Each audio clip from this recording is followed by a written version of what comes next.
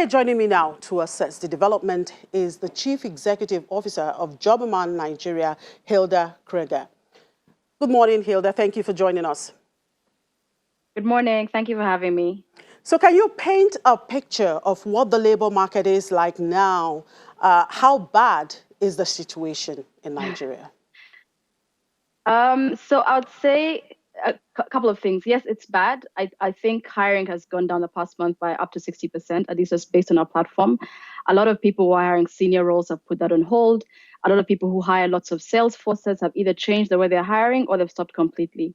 And when I say change, what we're seeing is people offering a lower base and you earn off commission, which means they're looking for people who can bring results because sales are harder to make. We're also seeing a lot more remote work naturally and a lot more temporary work, so a 3-month contract, a 6-month contract as opposed to permanent roles. And these are all reflections of the uncertainty in the market.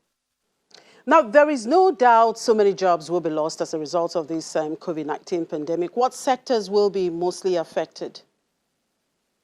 I would say naturally the travel industry, that's going to be out for a while. We're seeing a lot also in terms of like the service industry when it comes to restaurants who can't do sit-in anyway. So their labor, the cost of labor would be much higher to keep all their staff. Entertainment as well, cinemas are going to be shut down, clubs and other places are going to be shut down for a while. So all those will be affected. What kind of support? I would say again. Okay, go ahead. No, so again, for many, no matter what industry you are, if you're a company who has not invested on online resources or digitizing, let's say, selling your goods online or things like that, you'd still be affected naturally because the offline supply chain is very, very complicated at the moment. And what kind of support do you think the government can actually give to businesses to ensure that people don't lose their jobs? It's complicated. I think it would be nice. It's very simplistic for us to say we'd like for our government to give us the kind of support and benefits that we see happening in the first world. But I don't think we've been prepared for this moment that well. One of the things that could be helpful, one is emphasize the message that people stay at home. If you respect the social distancing measures, this will come down soon. And then maybe there can be some sort of relief in terms of maybe delayed tax payments.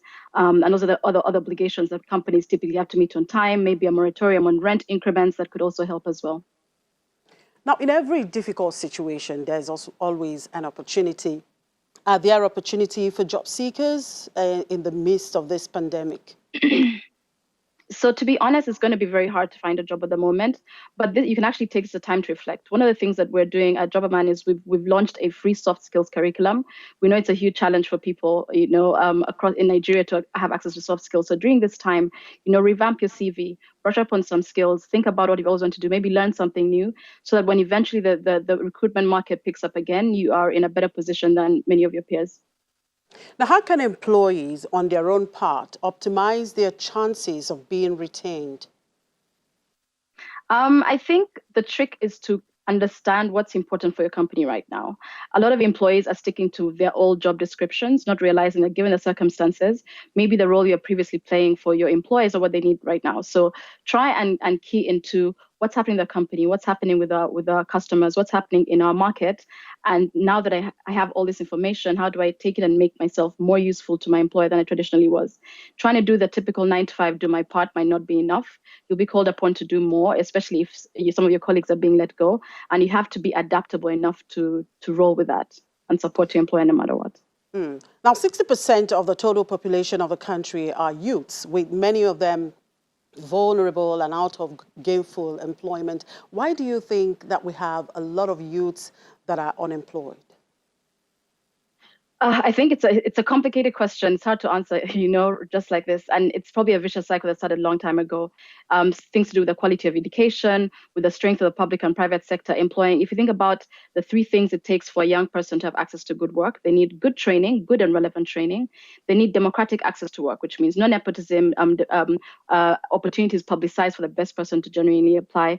I need strong private and public sector markets that are actually absorbing them into work or creating employment and entrepreneurship opportunities. In our country and in most African countries, all three parts of that equation are broken in one way or the other, right? We don't have the best training, we don't have the most democratic access, and we don't have the strongest public and private sector markets bringing them to providing opportunities for young people. And this is only going to get worse with COVID-19. I think previously it took a young person about 2.5 years to find work on average after graduation. That's when you have a degree, so already you're privileged. With this, the COVID impact is probably going to get longer. This duration will get longer, which means for a young person, you are in a much better position if you learn a skill that can help you independently come up or develop income streams, as opposed to relying on an employer or waiting to do interviews and have a 9-to-5 job. So what does an average employer consider in hiring an individual? A lot of things. I'd say they want complete skills, which is actually not good for youth, because most youth are, need to be formed in the workplace, but they want at least you need to be able to present yourself. So the soft skills are super important. They also look for honesty, integrity. Increasingly, we hear more employers saying, hey, do you have personality tests? Do you have integrity tests? How do I know this person is going to do the best for my company? So that's super important for them. And then naturally, like all the diligence that comes with doing a good job, showing up every day on time and giving it your best, that's also important. And one would assume that the health sector will be at its peak by now, hiring more hands. Is that the case with the sector? So we've seen a spike in the sector. I don't think it's as high as I thought it would be, but maybe it's because, we're still on the curve when it comes to COVID-19. But we are seeing hospitals hiring more nurses, more doctors, more medical assistants.